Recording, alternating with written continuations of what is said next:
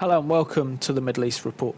In this programme today we'll be discussing the crisis in Syria and asking what does the future hold for the Syrian regime of Bashar al-Assad, who is being confronted by Islamist rebels who are looking to bring down his regime. We'll also be looking at the regional implications as Iran's number one client state is Syria. What will happen if the Assad regime falls, and what will this mean for the Iranian-Syrian pact in the Middle East?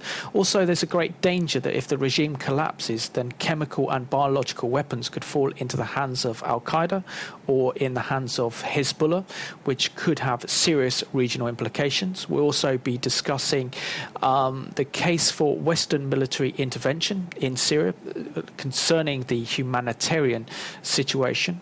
And we'll be asking also what is the future for Syria's Christian community, and certainly those 230,000 Iraqi Christians who have fled the bloody attacks in Iraq to Syria, and asking what is their future. And today I'm joined by Middle Eastern journalist Philip El-Reheb.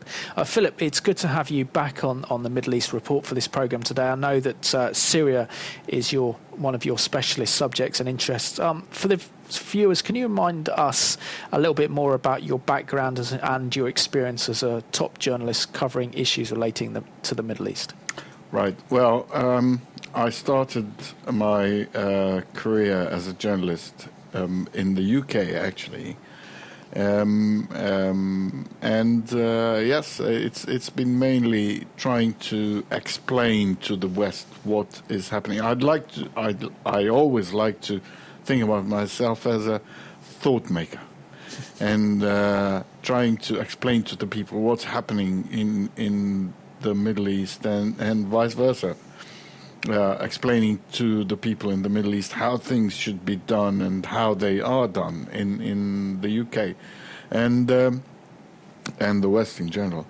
The other thing is that this is a very important time because for the Middle East, because I think that there is a lot that the people in the Middle East should learn and understand about democracy and freedom and how to deal with the people's grievances and so on. There is quite a lot. It's a learning path, and it's very important. That is. And when we look at this situation in Syria, I mean, we only just have to look at our news headlines to realise the brutal oppression that President Assad's regime is inflicting upon the rebels. And the issue of Syria is a complicated one because on the one hand, Syria has provided a source of stability. They treat the Christian community extremely well, certainly the Alawites who represent the elite in the regime. They've provided safe haven for over 260,000 Iraqi Christians who have fled the violence in Iraq. At the same time, they are a state-sponsoring nation and in alliance with Iran, and we're seeing an increasing Iranianization over Syria. At the same time, I have to ask the question is what happens if Bashar al-Assad's regime falls and collapses and the Muslim Brotherhood take over, and the situation in the Middle East could be very, very grave. But also, what is the response of China and Syria currently backing the regime in its bloody clampdown on its own civilians? What is happening in Syria cannot be separated from what happened in the whole of the Middle East. The only difference in Syria is the response to what is happening. What is happening is that there is a disillusionment.